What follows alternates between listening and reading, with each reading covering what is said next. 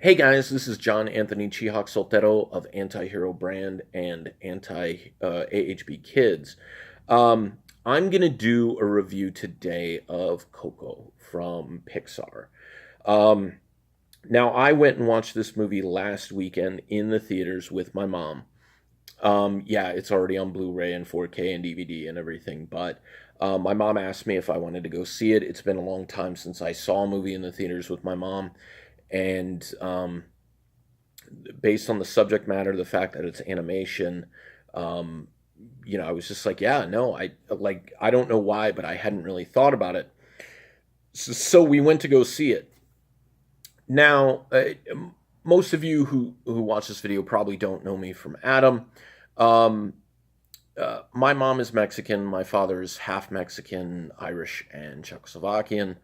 Um, And for a very, very long time in my life, junior high through high school and beyond, um, I had my Mexican culture and identity stolen from me by bullies at school. If I had the audacity to say I am Mexican, I would get jumped, beat up, you told you're not Mexican, because my skin's not darker, my eyes are light. I don't speak Spanish. My last name, my last name is actually just Chihak, which is Eastern European. It's Czechoslovakian and Bohemian, but um, in keeping with traditions, especially for AHB kids, I credit myself as John Anthony Chihak Soltero because in the Latino community, the mother's maiden name is added at the end of the family, which makes my initials JACS, Jax, which is kind of neat. Um, and so to keep with that story, like it wasn't until maybe the last 10 years or so of my life that being Latino and seeing myself as a person of color became very, very important to me.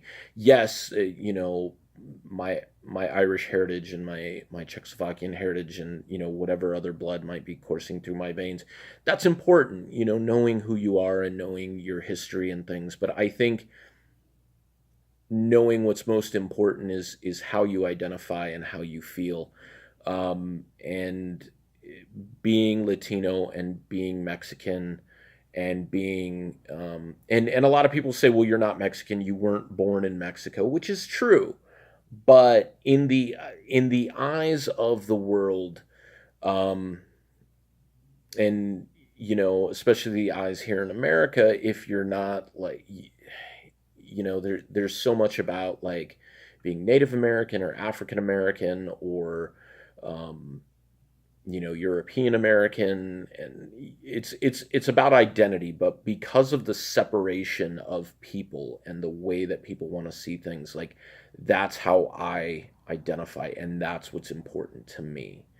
So that's just kind of the basis of this, and it'll let you know more about why this movie means so much to me and why the review is going to be very, very personal.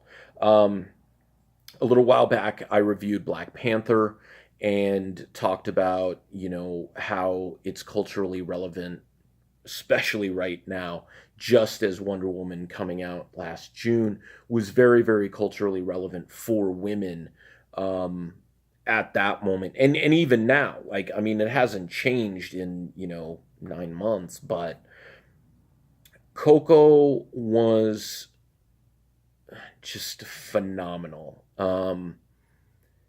It's one of those animated movies that was so good on every level. The characters were created, designed, and developed so well throughout the movie. Um, this is one of the things that meant a whole lot to me, and especially identifying as being Mexican and a person of color. When the credits rolled, they had cultural advisors. Now, Pixar, even though they're owned by Disney, they operate separately than Disney, and they've always been a bit more sensitive to things like culture. If you watch the credits of Brave, um, pretty much everybody who worked on that in terms of voice acting, who worked in that movie was Celtic, Scottish, in one dynamic or another. And when you watch the credits of Coco, with the exception of one name who appears in every single Pixar movie, which is John Ratzenberger, everybody who voiced a character was Latino, which was awesome because this is heavily steeped in Mexican culture, and the stories that we tell and that are passed on in a tradition that happens once every year, which is November 2nd. It's Dia de los Muertos. And here in Tucson, this is where I'm from. I'm from Tucson, Arizona. Dia de los Muertos was the second biggest celebration in the United States after Los Angeles, here in Tucson. Now, part of that culture has changed because a few days after Dia de los Muertos, there's a celebration called All Souls that was started, I don't know how many years ago, but it's really pulled away from the cultural dynamic of Dia de los Muertos, and it's taken a lot of the elements and a lot of the cultural standing from Dia de los Muertos. The sugar skulls, the face painting, the candles, the procession, the flowers, and things like that. This past November on Dia de los Muertos, the week of Dia de los Muertos, my employer, Pima Council on Aging, we have one of the program directors there. He's an artist like I am, and he for Dia de los Muertos, he builds the ofrenda, which is the altar where you put the pictures of those you have lost. You put their favorite foods there, you light the candles, you put the flowers down, and salt. The salt represents the spice of life. You don't have to use salt. You can use, whatever your loved one's favorite spices were. Maybe you cooked with your nana or your tata or your mom or your nina. And you can put that on there, and it's not an offering per se. It's to help those individuals come back and like guide them back to you for one day. And the way they explained that in Coco was so beautiful and relevant, and they didn't do it in a like, all right, stop, here's a point that we're trying to show you. I'm a big proponent of that. When you're entertaining somebody and you're putting lessons in there and their little traditions or little ideas, you're not preaching, which is very, very hard for some people to take, and some people don't retain the information. But if they're being entertained and they're laughing and they're enthralled in what's going on, or they're singing along, people learn that way, and people accept ideas that way a little bit easier. It's something that I've held in my mind for a really, really long time. It's something that I'm a comic book artist and creator, and I love animation and movies, and I think that's something that like people do in movies and they do in music and they do in comic books. And you teach these lessons, these like morality tales, not even morality tales, but like you teach the traditions of Dia de los Muertos and why it's important and why we do these things. And the main character, Miguel, he's a cute little boy, and like he's kind of tied into his family's traditions for like 4 or 5 generations, if I remember correctly. And it's just one of those things that like he rebels against it, like a lot of kids do, and he just wants to do what he wants to do, and what he wants to do goes against what his not family believes, but what his family practices. And what I mean by that is they're shoemakers. They have made shoes for five generations. So they don't do anything musically inclined or art, creative inclined.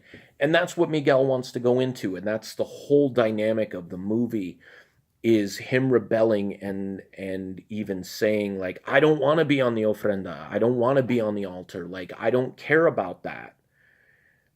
But then he goes on uh,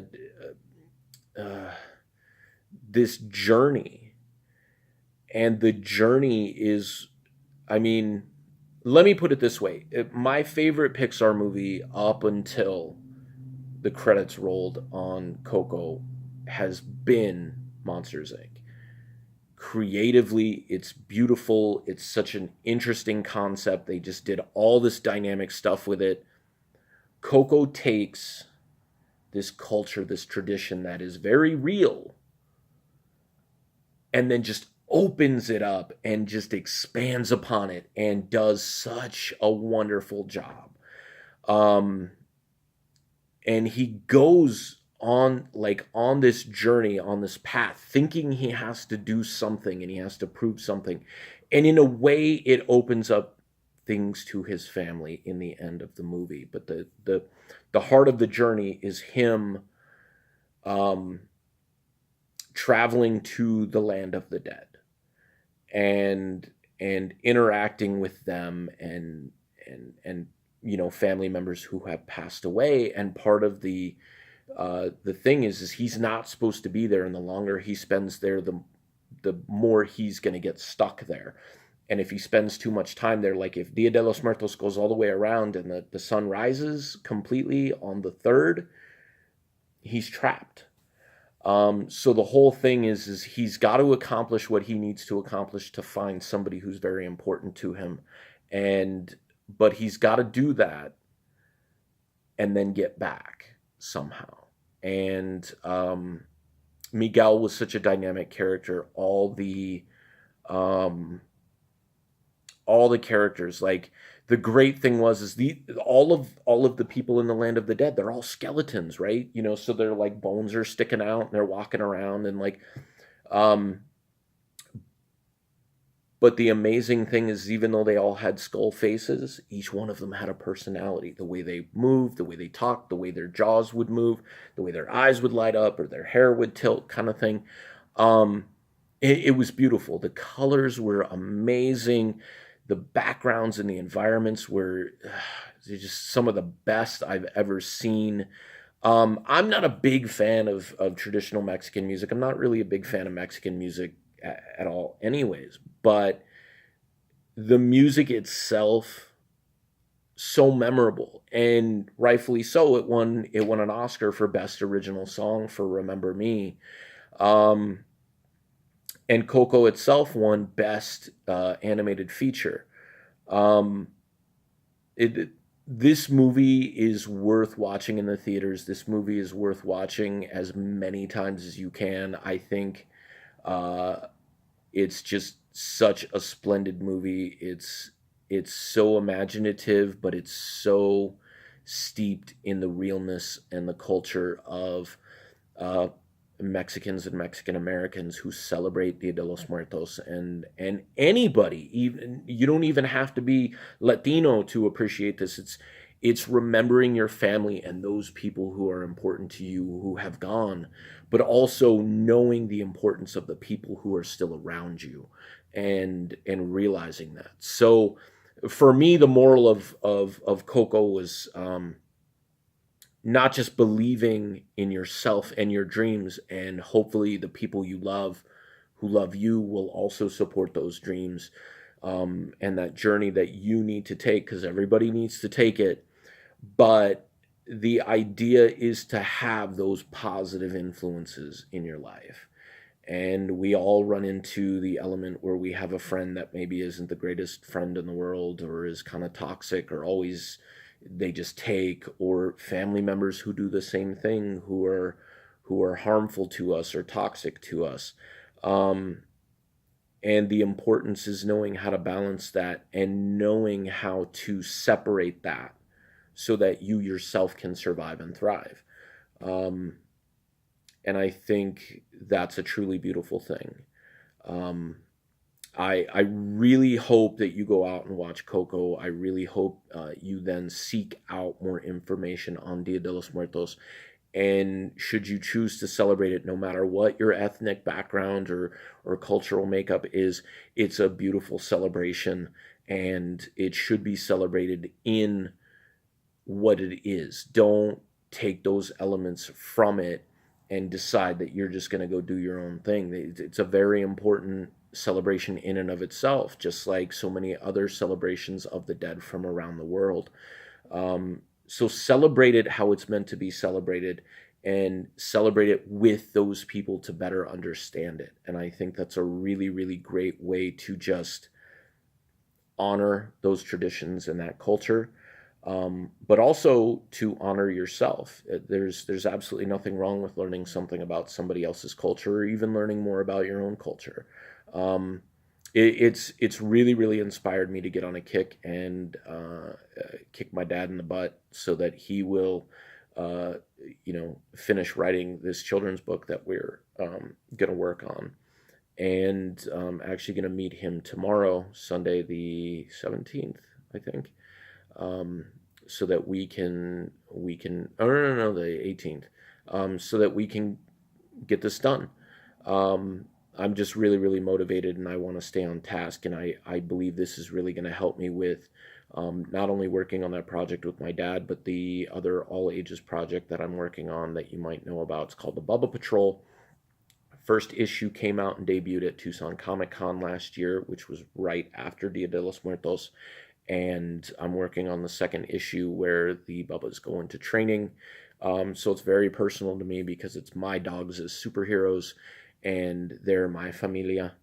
Um, and a couple of them have gone, and I celebrated them with the altar or the ofrenda at my work this past November as well. And each one of them has a special place, not just in my heart, but they will have a special place in the comic book world, um, which just, makes me really happy to know that I can share them with the world. So, hope you enjoyed the review.